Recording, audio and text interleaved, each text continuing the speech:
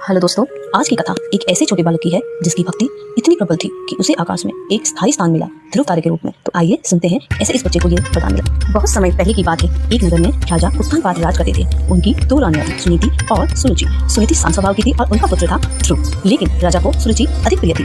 एक दिन ध्रुव अपने पिता की गोद में बैठना चाहता था, लेकिन रानी सुरुचि ने उसे रोकते हुए कहा, तुम राजा की गोद में नहीं बैठ सकते, और फिर उसे ताना मारते हुए कहा, क्योंकि तुम मेरी संतान नहीं हो। अगर तुम्हें भगवान को प्रसन्न कर सको तभी यह अधिकार मिलेगा। इस अपमान से ध्रुव को गहरा दुख हुआ, लेकिन वो टूटा नहीं और फिर अपनी माता के पास गया। उसने माँ से पूछा, माँ, क्या मैं भगवान से मिल सकता हूँ? सुनीति ने कहा, बेटा, सच्चे मन से पूजा करोगे तो भगवान जरूर तुम्हें मिलेंगे। और केवल 5 साल की उम्र में ध्रुव जंगल की ओर चल पड़ा, अकेला, निर्भीक, सिर्फ एक लक्ष्य के साथ, भगवान को पाना। उसने कठोर तपस्या शुरू की। कई दिन बिना भोजन के, बिना विश्राम के वो बस भगवान का ध्यान करता रहा।